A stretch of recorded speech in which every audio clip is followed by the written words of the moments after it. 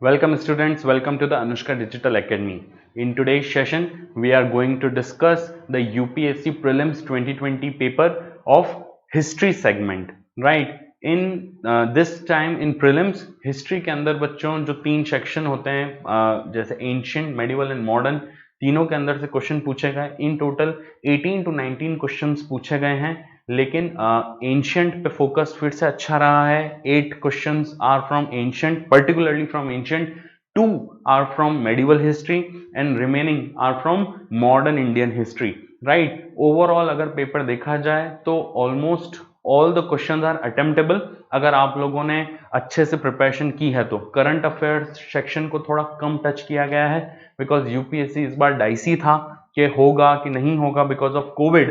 सो इस वजह से करंट अफेयर से जो बनने चाहिए थे क्वेश्चन हिस्ट्री के वो थोड़े कम बने हैं. लेकिन फिर भी अगर आप देखें ओवरऑल पेपर देखें तो more than 60 to 70% question solvable हैं अगर आपने हिस्ट्री एज अ सब्जेक्ट बहुत अच्छे से पढ़ा है तो ही, राइट. क्योंकि और एलिमिनेशन मेथड का बहुत अच्छा उपयोग इस बार के पेपर में देखने को मिला है, खास करके हिस्ट्री के सेगमेंट में, right. So without wasting much time let us start the discussion, right.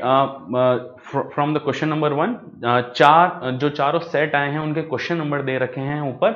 अगर तो जो भी आपका सेट है आप उस हिसाब से मैनेज कर लीजिए, right. So let us start with the very first question बच्चों, right. The first question is with reference to the scholars or literatures of ancient India, consider the following statement. 3 statements are given और इसमें से कौन सा सही statement है कौन सा गलत है वो बताना है. So the first statement is Panini is associated with Pushyamitra Shunga, right. आप लोगों को बहुत अच्छे से ये चीज पता है बच्चों that पानिनी जो है, जस्ट अ सेकेंड, या कि पानिनी जो है वो बहुत पहले के, राइट, ही belongs to the 4th century BCE के फिलोसोफर रहे हैं. अष्टध्यायी इन्होंने लिखी है, राइट. और यही रीजन था कि इसके ऊपर ही पानिनी की जो बुक थी अष्टध्यायी, इनके ऊपर ही जो पतंजलि थे उन्होंने महाभाष्य, उनकी एक कमेंट्री जो लिखी थी वो उन्होंने लिखी थी. और जो पतंजलि जो थे वो पुष्यमित्र शुंग के कौन थे, कोर्ट पोएट थे, राइट. सो यही रीजन था, या कोर्ट राजपुरोहित कह सकते हैं, वो थे पुष्यमित्र शुंग से एसोसिएटेड थे पतंजलि. तो पानिनी तो इनसे हो ही नहीं सकते. So this statement is false. If this statement is false तो 1 जहां जहां पे भी है उसे क्रॉस कर दीजिए. Elimination method again, right. So हम लोगों के लिए ऑप्शन क्या बचता है, बी एंड सी, और उसमें भी थर्ड ऑप्शन ऑफ कोर्स सही दिख रहा है हम लोगों को क्योंकि 3 कॉमन है तो ट्रू ये तीनों में है. तो अब अपने लिए बचा सेकंड ऑप्शन. सेकंड ऑप्शन क्या है, Amar Sinha is associated with Harshvardhan. अगर आप फर्स्ट टाइम यूपीएससी दे रहे हैं या आपने थोड़ी सी भी प्रिपरेशन अगर ऊपर से की है, सुपरफिशियल प्रिपरेशन की है, तो भी आप लोगों को एक चीज पता है कि अमर सिन्हा की बुक अमरकोश जो थी वो चंद्रगुप्त 2 से बिलोंग करती थी. वो चंद्रगुप्त 2 के जो नवरत्न थे उनमें से एक थे, राइट. तो कोई भी बच्चा ये चीज बता सकता है कि this is the wrong statement. He does not belong to Harshvardhan, he belongs to Chandragupta 2, right. So correct answer is 3 only. Correct option is C, right. Let's go to the बच्चों, यही चीज मैंने आप लोगों को जब हम क्लास ले रहे थे तभी मैंने ये चीज आप लोगों को बताई थी कि हिस्ट्री के ऑलमोस्ट ऑल द क्वेश्चंस आपको एक कंसेप्ट से आप कर सकते हैं, that is 50% common sense and 50% knowledge. अगर ये दोनों आप कंबाइन कर देते हैं तो आपको हिस्ट्री के क्वेश्चन बहुत इजीली अप्रोचेबल भी होते हैं और सॉल्वेबल भी होते हैं, राइट. और ये यूपीएससी के लगभग हर सब्जेक्ट में आप ये अप्रोच लगा सकते हैं अगर आप कॉमन सेंस लगाते हैं, अगर आपने अच्छे से रिविजन किया है तो आप लोग बहुत अच्छे से इन क्वेश्चंस को अटेम्प्ट कर सकते हैं, right. Let's go to the second one, right. Which of the following rulers advised his subjects through this inscription? ये inscription लिखा है और इस inscription का नाम ये कहता है inscription, whosoever praises his religious sect or blames other religious sects out of excessive devotion to his own sect with the view of glorifying his own sect, he rather injures his own sect very severely. ये किसने लिखा था? अगर आप लोगों ने again classes आप लोग पलट के देखिएगा बच्चों, जो हमारी जो वीडियो लेक्चर्स की जो क्लासेस हैं या जो ऑफलाइन क्लासेस जो हम ले रहे थे उसमें जब हम रॉक एडिक्ट्स पढ़ाते हैं अशोक के, राइट. इसका आंसर है अशोक. तो अशोकन रॉक एडिक्ट्स में जब हम लोग पढ़ाते हैं 12वां रॉक एडिक्ट जब हम पढ़ाते हैं, राइट, तो 12वें रॉक एडिक्ट में ये साफ साफ मेजर रॉक एडिक्ट जो है, राइट, जितने भी जो प्रमुख शिलालेख हैं उसमें 12वां शिलालेख जो है अशोक का, वो इसी के बारे में बात करता है, राइट। तो अगर किसी ने भी अगर ये रॉक एडिक्ट्स अच्छे से पढ़े हैं और अगर हमारे नोट्स में भी जब हम ये चीज लिखाते हैं तो हम कहते हैं कि इनको याद कर लीजिए, क्योंकि आजकल क्वेश्चन किसी राजा ने कब क्या कॉन्कर किया ये नहीं पूछा जा रहा, उनके लिटरेचर, उनके आर्ट फॉर्म, उनकी क्या कल्चर थी, इससे इस पे ज्यादा फोकस करते हैं, राइट। सो यही रीजन है कि आप लोगों को ये चीज लिखाई गई थी क्लास में, और जो लोग प्रिपेयर कर रहे हैं उनके लिए भी ये एक हेड्सअप है कि यूपीएससी का जो करंट पैटर्न है उसको देखते हुए कि आप लोग भी इन चीजों पे, आर्ट, लिटरेचर, आर्ट फॉर्म्स, इन पे ज्यादा फोकस करें, right. So correct answer is Ashoka, क्योंकि अशोका के 12वें शिलालेख के अंदर ये लाइन लिखी गई है कि कोई अपने धर्म की अगर बड़ाई करता है और दूसरे धर्म की अगर दूसरे धर्म को नीचा दिखाता है तो वो अपने ही धर्म को क्षति पहुंचा रहा है, हार्म पहुंचा रहा है, वो अपने धर्म को बढ़ावा नहीं दे रहा है, right. Next in the line is which of the following phrases defines the nature of hundi generally referred to the source of the post Hershia period, right बच्चों, पोस्ट हर्षिया पीरियड में हुंडी का क्या मतलब होता था, राइट। अगर आप लोग एक गुड रेफरेंस बुक अगर आप पढ़ते हैं, दूसरा अगर आप इकोनॉमी या फिर एनसीईआरटी अगर आपने अच्छे से पढ़ी होगी, तो this is one of the most easiest question in UPSC prelims, because the answer is bill of exchange. हुंडी का मतलब ये होता है बच्चों कि किसी जमाने में, जब आज तो क्या है आप लोगों के पास एटीएम की सुविधा और बहुत सारी सुविधा है, लेकिन in the medieval times and in the ancient times ये सुविधाएं नहीं थी, लेकिन ट्रेड तो होता था। तो ट्रेड होने के लिए क्या होता था कि जब आप दूसरे देश जाते थे तो दूसरी करेंसीज आपको यूज करनी पड़ती थी ट्रेडिंग के लिए, तो आपको एक पत्र दे दिया जाता था जो उधर जाके अगर आप वहां पे जाते थे तो आपको वो करेंसी अवेलेबल करा दी जाती थी।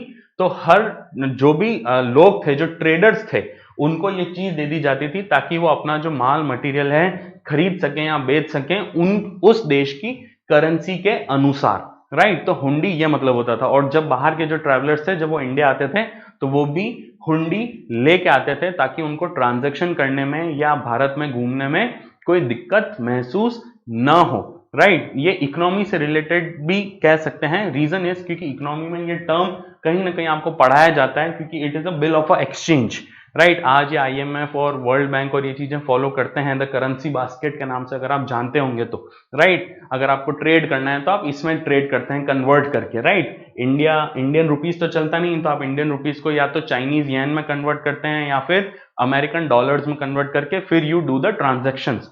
So the hundi is similarly that type of bill of exchange, right? So the answer is C, right? On to the next one. With reference to the religious history of India, consider the following statement. मैंने बच्चों जब हम लोग 6 to 4 century BCE पढ़ते हैं, rise of महाजनपद पढ़ते हैं, और तब ये चीज अच्छे से बताई जाती है कि राइज ऑफ महाजनपद में 62 अलग अलग धर्मों का उदय हुआ था भारत के अंदर, और उन 62 में से सिर्फ 2 धर्म सबसे ज्यादा प्रचलित हुए थे और सबसे ज्यादा बड़े लेवल पर गए थे, और वो 2 धर्म थे जैनिज्म एंड बुद्धिज्म, राइट। तो ये इतने पुराने रिलीजन होने के बावजूद आज तक ये चले आ रहे हैं, तो और इसके ऊपर अभी तक यूपीएससी ने कंसेप्चुअल क्वेश्चन बहुत कम पूछे हैं। तो मैं पिछले 2 साल 3 साल जब से बच्चों को पढ़ा रहा हूं तब मैं ये चीज फोकस करके कह रहा हूं कि आप लोग जो बुद्धिज्म और जैनिज्म है इसको हल्के में मत लीजिए, बिकॉज अभी तक बुद्धिज्म और जैनिज्म में बहुत ऊपर से सुपरफिशियल लेवल के क्वेश्चन पूछे हैं, लेकिन अब यूपीएससी अपना पैटर्न चेंज कर रहा है और लास्ट 2 साल से ये देखा गया है कि बुद्धिज्म और जैनिज्म से कंसेप्चुअल क्वेश्चन पूछे जाने लगे हैं। लास्ट ईयर भी बुद्धिज्म से कंसेप्चुअल क्वेश्चन पूछा गया था और इस साल भी सेम क्वेश्चन पूछा गया है कंसेप्चुअल लेवल पे। देखते हैं बच्चों क्या है। Consider the following statement, Sthaviravadin belongs to Mahayana Buddhism. अगर आप लोग बुद्धिस्ट काउंसिल, जो 4 बुद्धिस्ट काउंसिल हुई थी, है ना, जो बौद्ध परिषद हुई थी, उसको अगर आपने ढंग से पढ़ते हैं बच्चों तो आप लोगों को ये चीज पता है कि स्थाविरवदन जो थे वो हीनयान बुद्धिज्म से बिलोंग करते हैं, बिकॉज स्थाविरवदन और महावीर वदन जो थे ये अलग अलग, महायान वदन जो थे ये अलग अलग सेक्ट थे। तो बाद में महायान वदन जो थे उन्होंने महायान बुद्धिज्म बनाया और स्थाविरवदन जो थे उन्होंने हीनयान बुद्धिज्म बनाया।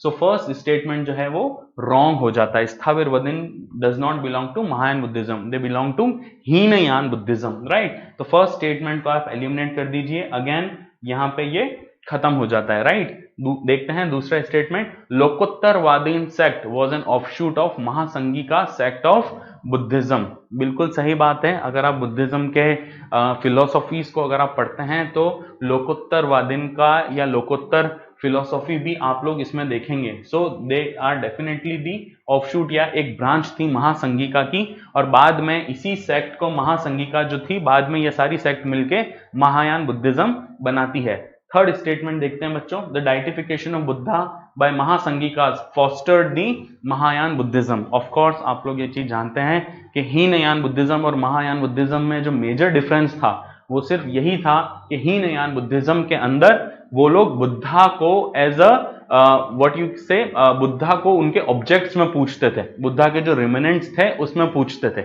जबकि महायान बुद्धिज्म में बुद्धा के अवतार को पूजा जाता था, या उनको ये कहा जाता था कि बुद्धा फिर से अवतार लेंगे या बुद्धा अवतार लेके वापस धरती पे आएंगे, है ना। और बोधिसत्व का कंसेप्ट जो था वो महायान बुद्धिज्म में ज्यादा था। तो डेफिनेटली द डाइटिफिकेशन जो था बच्चों वो महायान बुद्धिज्म से ही बिलोंग करता था। तो आंसर क्या है बच्चों, 2 and 3 is the correct option here, right. Again मैं फिर से एक चीज रिपीट कर देता हूं बच्चों, बुद्धिज्म और जैनिज्म को डीपली या बहुत अच्छे से पढ़ें। जब भी आप या जिस भी वीडियो लेक्चर सीरीज से आप जुड़े हुए हैं आप उसमें बुद्धिज्म और जैनिज्म पे स्पेशल फोकस रखें, राइट। चलते हैं नेक्स्ट क्वेश्चन पे। देखिए, द गांधी इरविन पैक्ट, ये हमेशा आप लोगों को अगर मॉडर्न हिस्ट्री से अगर आप पढ़ते हैं तो ये पैक्ट हमेशा पढ़ाया जाता है। एंड वेरी इजीएस्ट क्वेश्चन अगर मैं कहूं तो मॉडर्न हिस्ट्री से जो आया है वो यही है, the Gandhi Irwin pact included which of the following. आप लोग ये जानते हैं कि ऑन 5 मार्च 1931 ये पैक्ट गांधी और उस समय के जो हमारे वाइसरॉय थे उनका नाम था लॉर्ड इरविन, उनके बीच ये पैक्ट हुआ था 1931 में। 5 मार्च 1931 में ये हस्ताक्षर दोनों ने किए थे।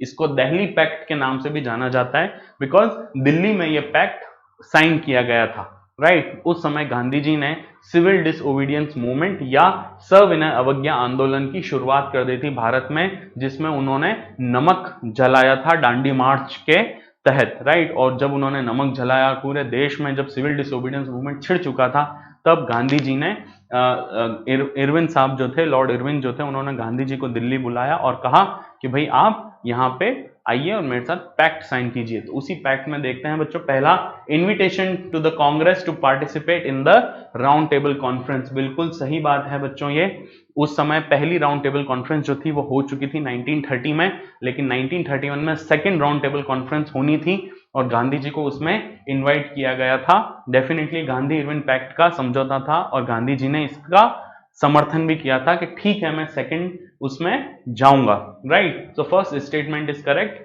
सेकंड स्टेटमेंट है बच्चों, withdrawal of ordinances promulgated in connection with civil disobedience movement. ये भी बिल्कुल सही है। अगर आपने थोड़ा सा भी अगर ये गांधी इरविन पैक्ट को समझा था और अगर किया था तो गांधी जी ने बिल्कुल इस चीज पे हामी भरी थी कि ठीक है मैं सिविल डिसोबीडियंस मूवमेंट खत्म करता हूं और आप लोग जितने भी जो एक्सेसिव लॉज हैं, एग्रेसिव लॉज जो आपने लोगों के लिए लगा रखे हैं उसको आप हटा दीजिए। लॉर्ड इरविन ने इस पे भी हाँ कर दी थी। तो this is also true statement. Third statement, acceptance of Gandhi ji suggestion for inquiry into police excesses. जी नहीं, गांधी जी ने इसमें कभी भी हाँ नहीं की थी, राइट। और यही चीज थी कि गांधी जी को इसके लिए बहुत ज्यादा क्रिटिसाइज किया गया था कि उन्होंने जो पुलिस की जो ब्रुटैलिटी थी, पुलिस ने जो इतना ज्यादा अत्याचार किया था लोगों के ऊपर, उस पे उन्होंने हामी क्यों भरी थी। लेकिन गांधी जी का मत कुछ अलग था बच्चों। हम लोगों ने नोट्स में इसको इन डिटेल में भी पढ़ा है और आप लोगों के जिन जिन से फैकल्टी से आप जुड़े हैं उन्होंने इसको पढ़ाया होगा कि गांधी जी अहिंसक वादी थे और उन्होंने हिंसा का समर्थन नहीं किया था। सो सेकंड स्टेटमेंट पे या थर्ड स्टेटमेंट इज रॉन्ग। उन्होंने ऐसी कोई पैक्ट में हस्ताक्षर नहीं किए थे और ऐसा कोई क्लॉज उस पैक्ट में नहीं था। And last, release of only those prisoners who were not charged with violence. Yes, definitely this is the correct statement. बस इसके अंदर एक यही प्रॉब्लम थी कि release only those prisoners, right, क्योंकि उस समय 3 और भारत के जो सपूत थे वो जेल के अंदर थे जिनका नाम था शहीद भगत सिंह, राजगुरु और सुखदेव। उन तीनों को भी जेल के अंदर डाला गया था और पूरे देश की जो पब्लिक सिंपैथी थी वो भगत सिंह और उनके दो साथियों के साथ थी और भगत सिंह को हैंग किया जाना था, राइट। लेकिन भगत सिंह को इन सब चीजों से नहीं था, वो बहुत बड़े दानवीर थे, शहीद थे, इसलिए। लेकिन उनके ऊपर गांधी जी को ये चीज कहा गया था कि जब आप लॉर्ड इरविन से मिलने जा रहे हैं तो आप भगत सिंह को बचा लीजिएगा। हमने क्लास में डिस्कस किया भी था कि उन्होंने भगत सिंह को क्यों नहीं बचाया, राइट, या उन्होंने ये ऐसी चीजें क्यों नहीं की। उन्होंने हस्ताक्षर जरूर किए लेकिन सिर्फ ये क्लॉज डाला कि ओनली दोज पॉलिटिकल प्रिजनर्स जिनके ऊपर वायलेंस का या हिंसा का कोई चार्ज न लगा हो उनको रिलीज किया जाए, और लॉर्ड इरविन जो थे उन्होंने बात मान ली। इसके अंदर हालांकि भगत सिंह, सुखदेव और राजगुरु की कोई बात नहीं लिखी गई है क्योंकि उनको वायलेंस के जुर्म में अंदर किया था। एक तो लेजिस्लेटिव असेंबली में बम फेंका था और सॉन्डर्स का मर्डर किया था। ये दोनों चार्जेस भगत सिंह, सुखदेव और राजगुरु के ऊपर लगे हुए थे। सो यही रीजन था कि उनको जेल के अंदर बंद किया गया था और उनको रिलीज करने की बात नहीं की गई थी। और यही रीजन था कि 1931 में जब वो कराची अधिवेशन में गए, कांग्रेस के कराची सेशन में गए, तब उनको काले झंडे दिखा के उनका स्वागत किया गया और गांधी जी हाय हाय के नारे लगाए गए। बट गांधी जी जो थे, आप जानते हैं कि वो अपनी बात पे अडिग थे, अहिंसा के धर्म पुजारी थे, उसको छोड़ नहीं सकते थे। तो यही रीजन था कि इस स्टेटमेंट में सही है। तो 1 to 4 किस में है? Yes, option number B 1 to 4 is the correct option here, right. On to the next one, right, which of the following statement correctly explains the impact of industrial revolution on India during the first half of 19th century? बच्चों, जब भी ऐसा question पूछा जाए जहां पे आपको timeline पूछी जाए, जैसे first half of 19th century, तो आप हमेशा क्या करें, क्योंकि एक और क्वेश्चन यूपीएससी ने पूछा है, आई थिंक थोड़े क्वेश्चन बाद वो क्वेश्चन है, उसमें भी बहुत बच्चों ने गलती की, राइट। जब भी ऐसा क्वेश्चन पूछे तब हमेशा बच्चों क्या करें, आप लोग वो टाइम लिख दें कि वो कौन से ईयर से कौन सी ईयर की बात हो रही है। First half of 19th century मतलब आप 1800 से 1899 की बात कर रहे हैं, राइट। लेकिन अगर फर्स्ट हाफ पूछा है तो 1899 की जगह आप लोग क्या लिखेंगे, 1850, राइट। तो 1800 से 1850 के बीच जो इंडस्ट्रियल रेवोल्यूशन था, जो औद्योगिक क्रांति था, उसका भारत पे क्या असर पड़ा था, इसके ऊपर ये क्वेश्चन है, राइट। अब आप चारों ऑप्शन कंपेयर कीजिए और जब आप 1800 से 1850 पढ़ेंगे तब आपको बहुत इजीली इन चारों ऑप्शन को शायद हेल्प करने में, ये सॉल्व करने में, इस क्वेश्चन को सॉल्व करने में हेल्प मिलेगी। पहला क्वेश्चन देखते हैं, इंडियन हैंडीक्राफ्ट्स वर रूइंड। डेफिनेटली बच्चों, मैंने आप लोगों को क्लास में भी बताया था और जो रिवीजन क्लासेस थी उसमें भी ये चीज बताई जाती है कि ब्रिटिशर्स जो थे उनके 3 फेज में उनको पढ़ा जाना चाहिए।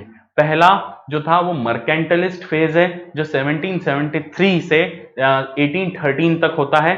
उसके बाद इंडस्ट्रियलिस्ट फेज है जो 1813 से 1858 तक पढ़ा जाता है, और 1858 से लेके 1947 तक फाइनेंस कोलोनियलिज्म फेज है जो 1857 से लेके 1947 तक चलता है। और इन्हीं तीनों फेज में ब्रिटिशर्स की क्या क्या नीतियां थी, क्या क्या पॉलिसीज थी भारत को लूटने की, वो इन तीनों फेज में अलग अलग थी। तो जब क्लास में चीजें पढ़ाई गई थी तो मैंने कहा था कि it is one of the most important diagram ever set, right. So ये उसी डायग्राम से क्वेश्चन आया हुआ है बच्चों।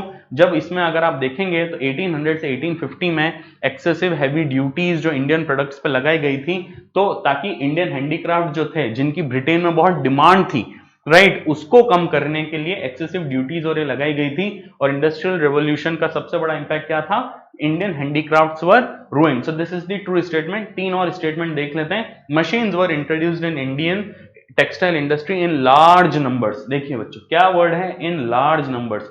ये स्टेटमेंट सुनते ही गलत हो जाता है कि अगर ब्रिटिशर्स भले ही थोड़ी बहुत अगर टेक्सटाइल इंडस्ट्री खोल भी देते हैं तो भी लार्ज नंबर में तो नहीं खोल सकते, बिकॉज अगर आपने लार्ज नंबर में इंडस्ट्रीज यहां खोल दी तो लोगों को रोजगार मिलने लगेगा।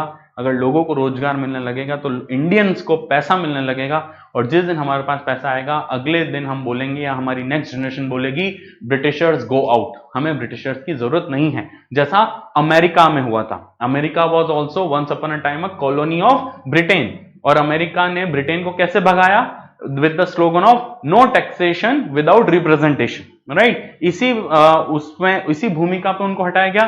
तो वो चाहते थे, ब्रिटिश ये चाहते थे कि अगर हमने इंडिया में गलती की तो इंडिया जैसी प्राइज्ड टेरिटरी भी हमारे हाथ से निकल जाएगी। और यही रीजन था कि उन्होंने ऐसी कोई इंडस्ट्री ओपन नहीं की थी। This is false statement. Railway lines were laid in many parts of the country, ये भी गलत स्टेटमेंट है बच्चों। डेफिनेटली रेलवे लाइंस बिछाई गई थी, बट वो भी एक्सेसिवली बिछाई गई थी 1853 के बाद लॉर्ड डलहाउसी के टेन्योर में बिछाई गई थी with the promise of British के, जो आप लोग जानते हैं बच्चों, the great Pacific company, I think ये नाम था, है ना, द ग्रेट पैसिफिक कंपनी और द ग्रेट अटलांटिक कंपनी, ऐसा कुछ नाम था। उन्होंने फर्स्ट टाइम रेलवे का इन्वेस्टमेंट किया था इंडिया में, और उनको 5% का रिटर्न भी प्रॉमिस किया गया था। जब एक पटरी नहीं बिछी थी, यहाँ पे 1 इंच पटरी नहीं बिछी थी, तो उनको 5% का रिटर्न का वादा किया गया था। क्लास में हमने देखा है, but many parts of the country is not the correct answer. Railway lines were laid but not in many parts of the country. And D option, heavy duties were imposed on the imports of British manufacture. नहीं भाई, ये तो कतई गलत statement है। D तो सबसे पहले रॉन्ग होना चाहिए कि ब्रिटिश मैन्युफैक्चर जो चीज इंडिया भेजते थे उस पे हैवी ड्यूटीज लगाई गई थी। Definitely it's a wrong statement. उस पे और भारी छूट दी गई थी, टैक्सेशन, उनको और कंसेशंस दिए जाते थे ताकि वो इंडियन मार्केट्स में ब्रिटिश गुड्स जो थे वो और अच्छे से कॉम्पीट कर सकें और डीप पेनिट्रेट कर सकें। सो the correct answer is option A, right. चलते हैं नेक्स्ट क्वेश्चन पे बच्चों। With reference to the ancient history of India, consider the following pairs, right? ये चारों देखते हैं। ये बच्चों अगर आप लोगों ने ये, it is very tough question, अगर आप लोगों ने ढंग से इसको पढ़ा है या एनसीईआरटी 2-3 रेफरेंस बुक्स पढ़ी है तो ही ये क्वेश्चन अटेम्प्टेबल है, वरना ये क्वेश्चन बहुत कम बच्चों ने किया भी है, और शायद अगर जिन थोड़े बहुत बच्चों ने किया है तो वो शायद गैस वर्क ही होगा, राइट। देखते हैं बच्चों। औरंग, जिसका मतलब है incharge of the territory of state. No बच्चों, इसका ऐसा कोई लेना देना नहीं था। औरंग का जस्ट नाम था। औरंग का मतलब था जो रख रखाव का काम करता है, ट्रेजरी से उसका कोई लेना देना नहीं था। दूसरा, बनियान जो था Indian agent of East India Company. Definitely it's the correct statement, ये बिल्कुल सही है। और दूसरा, Mirasidar, designated revenue payer to the state. Definitely बच्चों ये भी एक करेक्ट स्टेटमेंट है। दोनों के जो डेजिग्नेशन है वो बिल्कुल सही है। जो बेनियान वर्ड है वो Indian agent of East India Company ही था, और दूसरा मिरासीदार जो था वो designated revenue payer to the state ही कहलाया जाता था, right. So correct answer is option 2 and 3। Again मैं कहता हूं कुछ ऐसे क्वेश्चंस पूछे जाते हैं जो बहुत ही टफ होते हैं अप्रोच के अंदर, सॉल्व करने के अंदर, उनको बेहतर है छोड़ दिया जाए उस समय। अगर आपको थोड़ा सा भी आइडिया है कि बेनियान और ये वर्ड अगर आप लोगों ने सुना है तो आप कहीं गेस वर्क से काम चला सकते हैं, बट अगर आप लोगों को नहीं पता है तो ज्यादा अच्छा है कि इस क्वेश्चन को स्किप कर देना ही ज्यादा बेहतर है। तो correct answer is option B, right. चलते हैं नेक्स्ट में।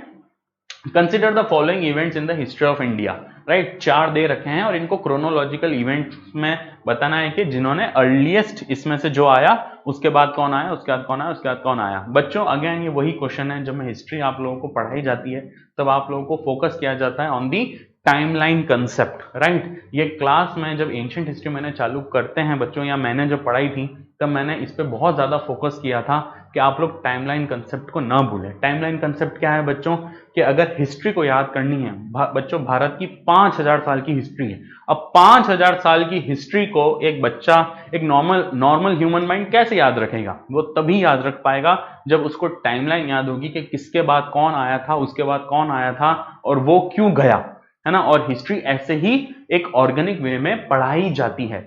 इन यूपीएससी तो एटलीस्ट ऐसे ही पढ़ाई जाती है कि अगर आप ऑर्गेनिक वे में हिस्ट्री को समझना चाहते हैं तो टाइमलाइन आपको याद रखनी बहुत जरूरी है। और फर्स्ट टाइम ऐसा ही question, not first time but ऐसा ही क्वेश्चन फिर से पूछा गया। तो देखते हैं बच्चों, rise of Pratiharas under king Bhoj, establishment of Pallava power under Mahendra Varman 1, establishment of Chola power by Parantaka 1, और चौथा Pala dynasty founded by Gopal. आप लोग ये चीज जानते हैं बच्चों कि अगर इन चारों में से अगर आप देखें और थोड़ा सा भी अगर आपने हिस्ट्री को पढ़ा है, अच्छे से पढ़ा है ना, खास करके मेडिवल हिस्ट्री का बिगिनिंग एंड एंशिएंट हिस्ट्री का एंड अगर आपने पढ़ा है तो आपको ये चीज पता है कि ये वाली जो चीज है चोल पावर, जो इन चारों को अगर देखेंगे, Gujjar Pratiharas, Pallava dynasty and Pala dynasty और चोल डायनेस्टी अगर आप देखेंगे तो आप ये चीज जानते हैं कि जो महेंद्र वर्मन 1 में जो पल्लव डायनेस्टी थी, ये सबसे पहले ये इसका इस्टेब्लिशमेंट हुआ था,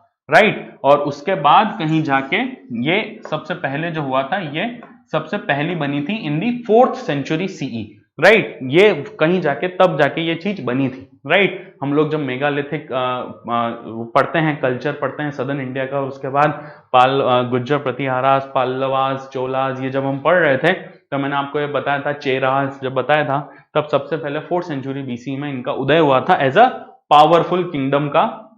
तो सबसे फर्स्ट यही है। और अगर इन चारों को अगर कंपेयर करेंगे तो आप ये चीज जानते हैं कि चोल डायनेस्टी जो थी ये सबसे लास्ट में 4th में ये इस्टेब्लिशमेंट हुई थी, क्योंकि ये 10वीं सदी के अराउंड। इन दोनों में थोड़ा कंफ्यूजन जरूर हो सकता होगा आप लोगों को, लेकिन मोटा मोटा अगर तौर पे देखें तो आपको ये चीज पता है कि पल्लव डायनेस्टी 4th सेंचुरी की है, क्योंकि इन्होंने बहुत सारा आर्किटेक्चर काम भी किया था भारत के अंदर, टेम्पल आर्किटेक्चर और केव आर्किटेक्चर के ऊपर। तो आप लोगों ने आर्ट एंड कल्चर में भी ये चीज पढ़ी होगी। और चोल पावर के अंदर भी इन लोगों ने बहुत अच्छा काम किया था, जो 10वीं सदी के अराउंड बने थे या पावरफुल किंगडम बने थे। तो ये 1st एंड 4th है। तो 2 एंड 3 इसमें से बच्चों कहां है? ए एंड सी के अंदर है 2 एंड 3। अब बचा 4 एंड 1, 1 एंड 4, राइट। तो अब इसमें से कौन सा अच्छा है या कौन सा सही है, ये आप लोगों को देखने वाली बात है बच्चों, राइट। तो rise of Pratiharas under king Bhoj and Pala dynasty founded by Gopal. आप लोग ये चीज जानते हैं बच्चों दैट के जो पाल डायनेस्टी थी, राइट, आप लोगों ने ट्राइपेरेटाइट स्ट्रगल, आप लोगों ने इसका नाम सुना होगा, ट्राइपेरेटाइट स्ट्रगल, जिसमें या त्रिपक्षीय उसमें सुना था। तो उसने पाल डायनेस्टी ने भी भाग लिया था, जो गुज्जर प्रतिहाराज और उसके थे कन्नौज के अराउंड इन्होंने अपना काम किया था, right. So the correct answer is 2413, 2413, right. Pratiharas और गुज्जर जो थे, पाल डायनेस्टी जो थी बच्चों ये 8वीं सदी के अराउंड थी, और गुज्जर प्रतिहाराज जो थे वो 9th सेंचुरी के स्टार्टिंग में थे। ये दोनों बहुत क्लोज थे बच्चों, क्योंकि ट्राइपेरेटाइट स्ट्रगल में इन दोनों की भूमिका थी कन्नौज और उसके एरिया को कंट्रोल करने के लिए, राइट। तो ये दोनों बहुत क्लोज थे। तो करेक्ट आंसर इज 2413। अगर आपको हायरार्की याद है तो आप इस क्वेश्चन को इजीली कर सकते हैं। So correct answer is 2413, right. On to the next one. With reference to the book Desher Katha written by Sakharam Ganesh Diuskar during the freedom struggle, consider the following statement. Very good question, very beautiful question, right? जो देशेर कथा थी बच्चों, ये जिन्होंने लिखी थी, जिनका नाम था सखाराम गणेश दियुष्कर, ये मराठी थे बच्चों, बट इन्होंने ये जो किताब लिखी थी ये बंगाल का जो पार्टीशन हुआ था उसके ऊपर लिखी थी। और बहुत जो मेजर हिस्टोरियंस हैं उन्होंने बात कही थी कि अगर आपको भारत को समझना है या अगर आपको बंगाल के पार्टीशन को समझना है, if you are a true patriot, अगर आप एक सच्चे देशभक्त हैं, तो ये बुक आपको जरूर पढ़नी चाहिए। ये मेजर हिस्टोरियंस ने अपने टाइम में ये बात कही थी, राइट। भले ये मराठी थे लेकिन इन्होंने बंगाल को वो रख के इन्होंने एक स्टोरी लिखी थी, राइट। तो देखते हैं पहला statement, it warned against the colonial states of hypnotic conquest of mind. बिल्कुल सही स्टेटमेंट है बच्चों ये, कि कैसे जो विदेशी आक्रांताएं हैं उन्होंने, ये जो अंग्रेजी हुकूमत है ये कैसे लोगों के दिमाग के साथ खेलती है। और अब आप लोगों को ये चीज पता है बच्चों, जब आप subsidiary align system, permanent land settlement देखते हैं तो कैसे ये अपनी बातों में घुमा के अपना उल्लू सीधा करने का काम जो करते थे ब्रिटिशर्स, ये चीज आप लोग जानते हैं, right. It inspired the performance of Swadeshi street plays and folk dance. Definitely ये भी बिल्कुल सही है, जो कथा इसमें आई थी इससे इसको बहुत ज्यादा वो मिला था, इनको फोकस मिला था। And last, the use of Desh by Deuskar was in specific context of the region of Bengal. Definitely ये एक गलत स्टेटमेंट है बच्चों। ये बुक जब लिखी गई थी तब ये बंगाल को ध्यान में रख के लिखी गई थी, लेकिन जब इस बुक का जो होल कॉन्टेक्स्ट जो है, राइट, देश जो वर्ड है इसमें, वो देश पर्टिकुलर भारत के लिए कहा गया है। कॉलोनियल माइंडसेट जो था उसको ध्यान में रख के किया गया है कि उन्होंने एक कॉलोनी को कैसे इन्होंने अपने वश में कर रखा है। सो the correct answer is 1 and 2, right. On to the next one. The Vittal Vidwansak, the first monthly journal to have untouchable people at its target audience, was published by. अगर आप लोगों ने ये चीज पढ़ी है बच्चों, सोशल रेनाइजा और है ना व्हाट इज द कल्चरल रेनाइजा, अगर आप लोगों ने पढ़ी है तो आप लोगों को आंसर पता होगा कि ये गोपाल बाबा वालंगर थे, क्योंकि इन सब में विट्ठल विध्वंसक जो था बच्चों, इन्होंने इनमें से जो ये 3 जो हैं, right. Mohandas Karamchand Gandhi, Bhimrao Ramji, B R Ambedkar and Jyotiba Phule, इन तीनों ने ऐसी कोई बुक नहीं लिखी है। अगर आप गैस भी मारते हैं, क्योंकि भीमराव रामजी अम्बेडकर की बुक थी annihilation of caste, right. Mohandas Karamchand Gandhi ने जो लिखी थी वो अलग बुक थी उनकी, हरिजन, और इनके अलग वीकली न्यूज़पेपर्स थे। और ज्योतिबा फूले ने जो काम किया था वो भी उन्होंने एक आश्रम के थ्रू किया था, है ना, मैगजीन्स और इसके थ्रू नहीं किया था। तो the correct answer is Gopal Baba Walangkar. और बी आर अम्बेडकर जो थे, उन्होंने अपनी जो बुक एनिहिलेशन ऑफ कास्ट थी वो इन्हीं को या इन्हीं के विचारों से प्रेरित होके वो बुक लिखी थी। A very good book. अगर आपको जो दलित वर्ग है वो क्या क्या पीड़ाएं फेस करता है उसके बारे में अगर आपको पढ़ना है तो बहुत ही अच्छी बुक है, अगर भीमराव अम्बेडकर की बुक को आपको पढ़ना है। वरना विट्ठल विध्वंसक का आंसर है गोपाल बाबा वालंकर। ठीक है। The next, right, with reference to the history of India the term Kulyavapa and Dronavapa denote, right. अगर बच्चों ये जो दोनों वर्ड हैं ये आप लोगों को जब हिस्ट्री की एनसीईआरटी आप लोग पढ़ते हैं और उसमें आप लोग गुप्ता एम्पायर पढ़ते हैं, राइट, तो ये गुप्ता एम्पायर से बिलोंग करता है ये दोनों वर्ड। इसमें एक वर्ड और आप लोगों को लिखाया जाता है, वो है अक्षयवाप, है ना। मैं यहां लिख देता हूं, राइट। वो वर्ड क्या है?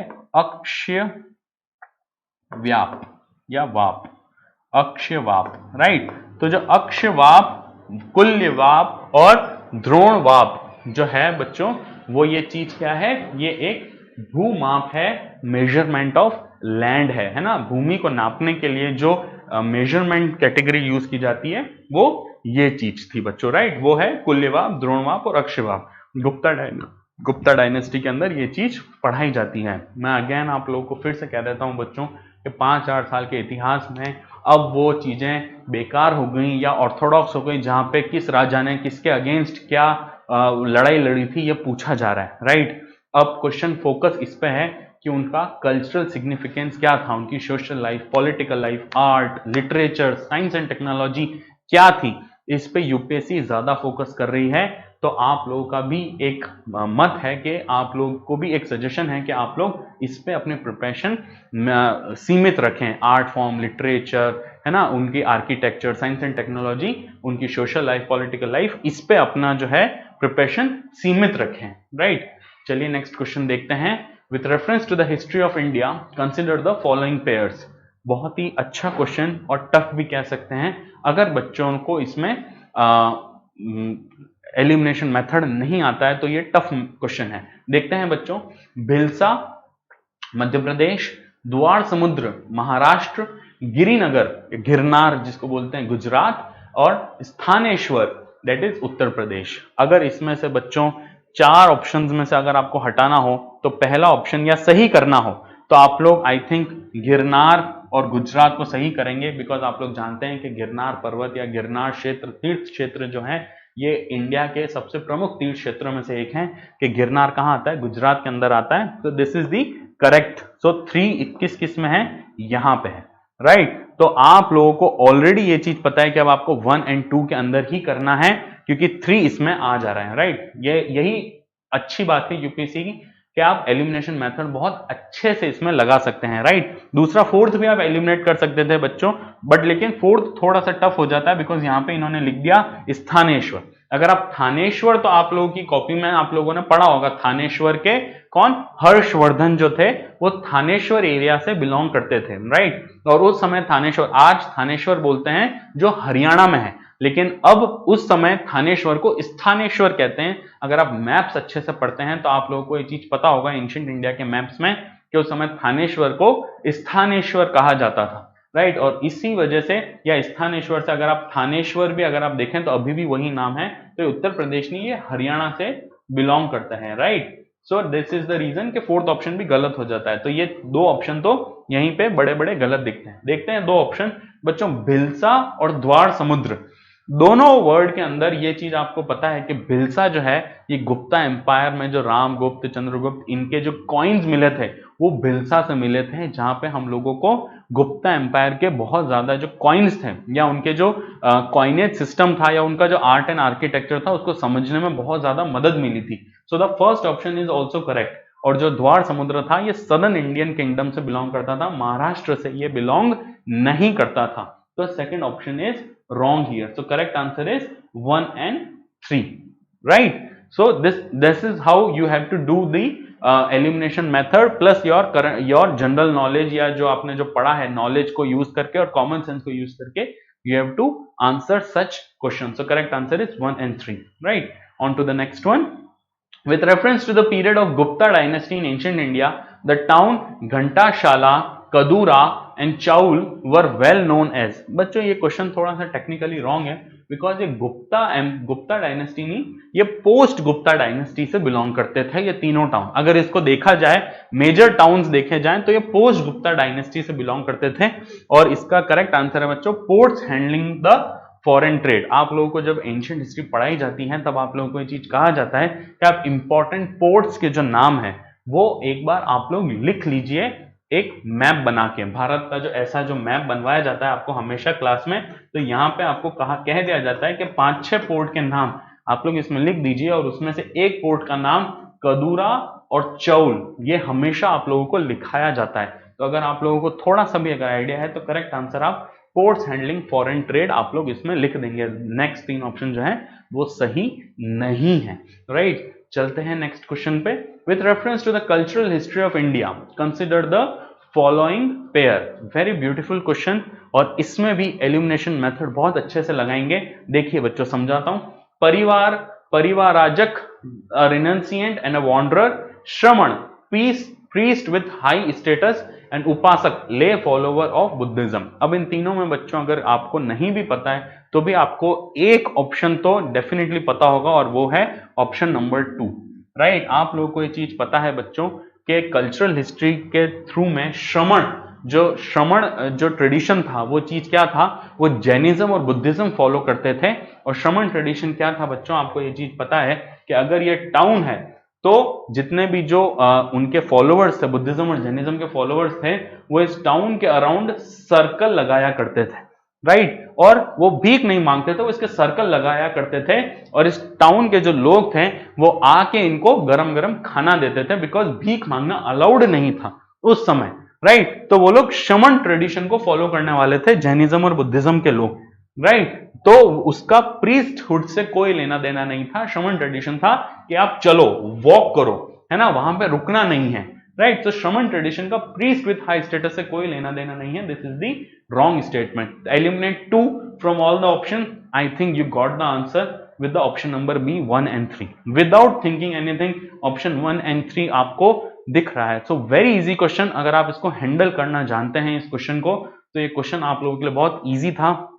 लेकिन जिनको श्रमण ट्रेडिशन नहीं पता या जिन्होंने वर्ड पे फोकस नहीं किया, उन लोगों ने क्वेश्चन डेफिनेटली गलत किया होगा। बट आई होप जो ये वीडियो देख रहे हैं आप सब बच्चों ने इसको सही ही किया होगा, राइट। चलते हैं नेक्स्ट। परिवार राजक का मतलब रिनंसिएंट एंड वॉन्डरर था, और उपासक का मतलब ले फॉलोवर ऑफ बुद्धिज्म, राइट। जो बुद्धिस्ट को फॉलो करते थे उसको उपासक की भूमिका दी जाती थी, राइट। चलते हैं नेक्स्ट क्वेश्चन पे बच्चों, right। with reference to the cultural history of India, which one of the following is the correct description of the term paramitas, right।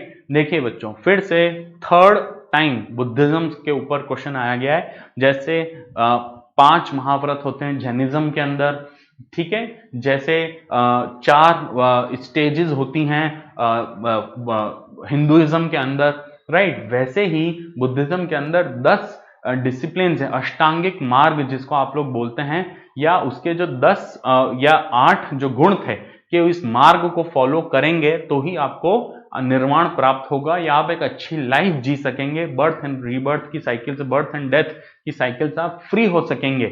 उसको है ना पारामिता बोला जाता है ना। और उसका आंसर है बच्चों 4 factions whose attainment lead to the Bodhisattva path, right. जिसमें शील है, अच्छे विचार हैं, अच्छी बातें हैं, कि चोरी नहीं है, हिंसा नहीं है, ये सारी चीजें इसके अंदर आती हैं। अगेन क्लासेस में ये चीजें बताई जाती हैं कि पारामिता, या अगर आप थोड़ी सी कुछ अच्छी रेफरेंस बुक्स भी पढ़ते हैं, अगर क्लासेस नहीं लेते हैं तो उसमें भी ये चीज बताई जाती है कि पारामिता का मतलब यही वो अष्टांगिक मार्ग है जिसको फॉलो करके बुद्धिज्म जो है या बोधिसत्व पाथ पे चला जा सकता है, राइट। जो ऑल 3 ऑप्शन है। Early Dharmashastra text written in aphoristic style, no. philosophical schools that did not accept the authority of Veda, definitely not।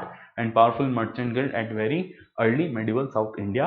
गलत ऑप्शन है बच्चों, C option, perfection whose attainments led to Bodhisattva पाद, परिपूर्णताएं जिनकी प्राप्ति से बोधिसत्व पद प्रशस्त हुआ, यही एक सही ऑप्शन इसमें पारमिता का मतलब है। अगेन ये थर्ड टाइम है ना बुद्धिज्म के ऊपर क्वेश्चन पूछा है, और फिर से मैं रिपीट कर रहा हूं कि जैनिज्म और बुद्धिज्म दोनों को बहुत अच्छे से पढ़िए, उनके कंसेप्ट जो हैं पढ़िए। अभी भी पूरी तरीके से यूपीएससी ने इस पे फोकस नहीं किया है, और कंसेप्चुअल क्वेश्चन इसमें से निकल के आएंगे in the upcoming prelims as well as in mains, right. So focus on these, right. चलते हैं next. In context of Indian history, the Rakhmabai case of 1884 revolved around women rights to gain education, age of consent and restitution of conjugal right, right। तो इसमें बच्चों पहली बात तो UPSC ने Rakhmabai case लिखा है, जबकि उनका ओरिजिनल नाम था रुखमाबाई, राइट। क्या हुआ था बच्चों, इन 1884 रुखमाबाई का जो विवाह था वो मात्र 8 या 10 साल की उम्र में उनका विवाह कर दिया गया था, राइट। और जब वो बचपन में उनका विवाह कर दिया गया था, चाइल्ड मैरिज उनकी कर दी गई थी, और जब वो बड़ी हुई 10-11 साल की जब वो हुई, तब उनके जो पति थे जो शायद 19-20 साल के थे, वो उनको लेने आए, ठीक है। तो रुखमाबाई जो थी उन्होंने मना कर दिया कि मैं आपके साथ नहीं आऊंगी, राइट। और उनके पति ने क्या कहा कि उन्होंने हीबियस कॉर्पस की जो रिट थी, आप लोग पॉलिटी में पढ़ चुके हैं आर्टिकल 32 के अंदर, जिसको बंदी प्रत्यक्षीकरण कहते हैं, ये रिट उन पे लगाई, और पुलिस वालों ने उनके साथ जबरदस्ती उनको उनके घर में भेजने की कोशिश की, और ये बोला कि अगर आप अपने पति के घर नहीं गई तो आपको जेल में डाल दिया जाएगा। तो रुखमाबाई जो थी उन्होंने क्वीन विक्टोरिया को, उस समय की जो ब्रिटेन की जो क्वीन थी, उनको लेटर लिखा कि आप मेरी मदद कीजिए, मुझे मेरी मर्जी के खिलाफ अपने पति के घर भेजा जा रहा है, मेरी शादी बचपन हुई थी जहां पे मुझको पता ही नहीं था, राइट। तो मुझको वहां नहीं जाना। तो क्वीन विक्टोरिया जो थी उन्होंने जो ये जो केस था, ये जो इंडियन वाइसरॉय थे उनको ट्रांसफर किया, और उसके बाद एक फेमस एक्ट पास हुआ जिसका नाम था the age of consent act of 1891, ये पास हुआ था। अगर आप करंट अफेयर्स के पर्सपेक्टिव से देखें तो 2017 में गूगल ने भी इनको माना था और इनके ऊपर एक डूडल बनाया था, राइट, गूगल डूडल जिसका नाम से फेमस है। तो रुखमाबाई के ऊपर एक गूगल डूडल बनाया था 2017 में कहीं, राइट। और बाद में जेएम सेन गुप्ता और जितने भी लोग थे, है ना, जेएम मालाबारी, इन सब ने भी इसकी बहुत ज्यादा वकालत की थी, लेकिन तिलक जो थे, बाल गंगाधर तिलक जो थे, उन्होंने इसकी वकालत नहीं की थी। उन्होंने ये चीज कहा था कि ब्रिटिशर्स को हमारे अंदरूनी मामलों में दखल अंदाजी देने का कोई हक नहीं है। यही रीजन था कि रुखमाबाई केस जो था, आप लोगों को ये चीज पता है कि women right of gain education से कोई लेना देना नहीं था बच्चों। So option 1 is wrong. अगर ऑप्शन 1 रॉन्ग करते हैं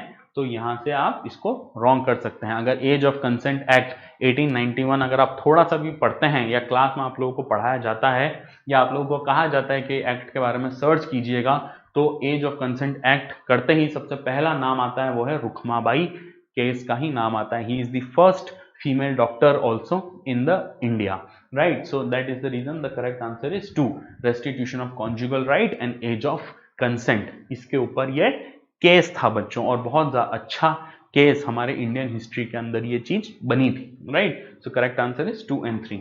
चलते हैं नेक्स्ट क्वेश्चन में। Indigo cultivation in India declined by the beginning of 20th century because of, अब देखिए बच्चों, बहुत अच्छा क्वेश्चन, वेरी गुड क्वेश्चन, बट बहुत बच्चों ने गलती कहां की होगी।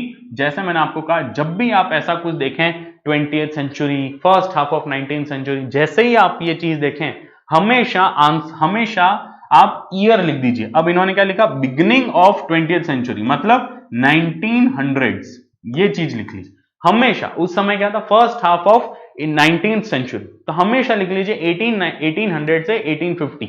हमेशा ये चीज, जैसे अगर आप ये चीज लिख देते हैं बच्चों, तो आप लोगों का काम बहुत इजी हो जाएगा। यहां पे बिगिनिंग ऑफ 20th सेंचुरी जैसे आपने लिखा, मतलब 1900 से 10 साल या 15 साल आगे तक, है ना। बिगिनिंग मतलब यही है, एक 10 साल 15 साल का गैप अगर आप इसमें देख सकते हैं। तो indigo cultivation in India declined, indigo cultivation in India declined by the beginning of 20th century because of, अगर ये 19th सेंचुरी होता तो आंसर इसमें बहुत लोग ये भी करते थे कि peasants resistance to the oppressive conduct of planters. अगर 19th सेंचुरी होता तो आंसर ये होता, लेकिन या फिर डी भी इसका हो सकता था, लेकिन क्वेश्चन क्या है 20th सेंचुरी। आप लोगों को ये चीज पता है बच्चों कि early beginning of 19th century के अंदर जर्मन सिंथेटिक डाई जो थी वो बाजार में आ चुकी थी, और इंडिगो जो नील जो थी उसकी खेती जो थी वो कम पड़ गई थी, बिकॉज जर्मनी ने सिंथेटिक डाई बनाना चालू कर दी थी, तो क्रॉप का कोई महत्व नहीं रहा था। और आप लोगों को पता होगा कि चंपारण सत्याग्रह जो किया था गांधी जी ने, वो भी इसी के ऊपर किया था। चंपारण, खेड़ा और जो सत्याग्रह हुए थे गांधी जी के, वो भी इंडिगो कल्टीवेशन के ऊपर ही थे, राइट। तो correct answer is it's unprofitability in the world market because of new inventions, German synthetic dye, right. देखिए दिमाग लगाने वाली बात है, यहाँ पे बिगिनिंग ऑफ 1900s की बात की गई है, तो correct answer is it's unprofitability in the world market, यही इसका करेक्ट ऑप्शन इसका है। अगर 20th सेंचुरी पूछा है तो बहुत बच्चों ने जल्दबाजी में ए या डी लगा दिया होगा। National leaders opposition to the cultivation of indigo, ऐसा तो कभी हुआ ही नहीं। नेशनल लीडर्स इसमें लीडर्स नहीं थे, सिर्फ गांधी जी ने इसमें उठाया था, वो भी 1918-19 में कहीं जाके इन्होंने गांधी जी ने अपना इसमें वो किया था, लेकिन नेशनल लीडर्स ने तो इसका कोई अपोज नहीं किया था, राइट। सो सी तो है ही नहीं, लेकिन ए और डी में बच्चे कंफ्यूज हो सकते हैं अगर उन्होंने 20th सेंचुरी पे फोकस नहीं किया है। तो 20th सेंचुरी है तो करेक्ट आंसर है B, it's unprofitability in the world market because of new invention. और वो न्यू इन्वेंशन क्या था बच्चों? German synthetic dyes, right.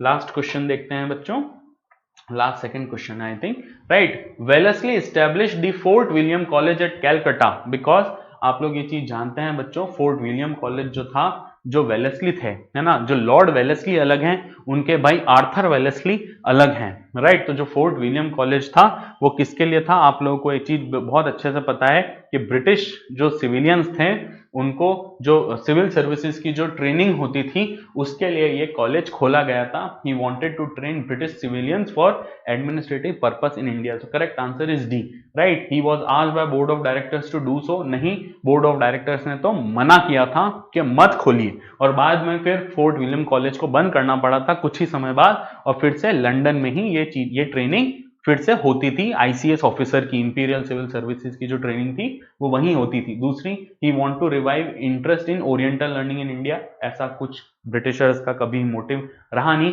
And दूसरा, he wanted to provide William Carey and his associate with employment opportunities. बच्चों ये word जो मैंने हाईलाइट किया है विलियम कैरी, इसके ऊपर कल नहीं तो नेक्स्ट ईयर, नहीं तो उसके next year UPSC prelims question पूछ सकता है, बिकॉज विलियम कैरी वो इंसान थे जिन्होंने बैप्टिस्ट मिशनरी का जो था वो भारत के अंदर चालू किया था। उनका सोल पर्पस ये था भारत के अंदर क्रिश्चियनिटी को फैलाना, राइट। और ये वही व्यक्ति थे जिन्होंने राजा राम मोहन रॉय को पंडित की उपाधि दी थी, राइट। और राजा राम मोहन रॉय की मदद से बहुत सारे वेदास और बहुत सारे जो बुक्स थी, राइट, अरेबिक की, चाहे वो इंग्लिश की जो बुक्स थी, रिलीजियस बुक्स, उनको कन्वर्ट करने का काम किया था इन दी लोकल लैंग्वेजेस, राइट। तो राजा राम मोहन रॉय के बहुत सगे थे ये विलियम कैरी, राइट। तो इनके ऊपर कोई ना कोई क्वेश्चन पूछा जा सकता है। तो इनका जॉब का कोई लेना देना नहीं था, ये अपनी बहुत अच्छी खासी जॉब ब्रिटेन में जो थी वो छोड़ के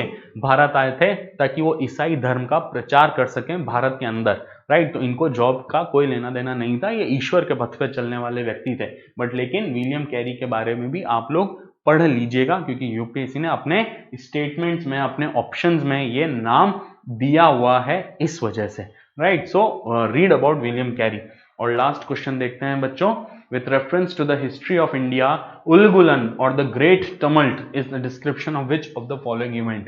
अगर आप लोगों ने ट्राइबल एंड पीजेंट रिवोल्ट्स अच्छे से पढ़ा है बच्चों, तो आप लोगों को बहुत भली भांति, आपके एनसीईआरटी में भी ये वर्ड अवेलेबल है और आप लोगों को बहुत अच्छे से चित्त परिचित होंगे कि ये बिरसा मुंडा रिवोल्ट से रिलेटेड है बच्चों, जिसमें ये रिवोल्ट जो था, बहुत इजी क्वेश्चन है कि जो मुंडा रिवोल्ट था उन्होंने उसको उलगुलन रिवोल्ट या ग्रेट टमल्ट बोला गया था, क्योंकि बिरसा मुंडा ने जो था अपने आप को भगवान का अवतार घोषित कर दिया था और लोगों को यह विश्वास दिला दिया था कि मैं भगवान का अवतार ही हूँ।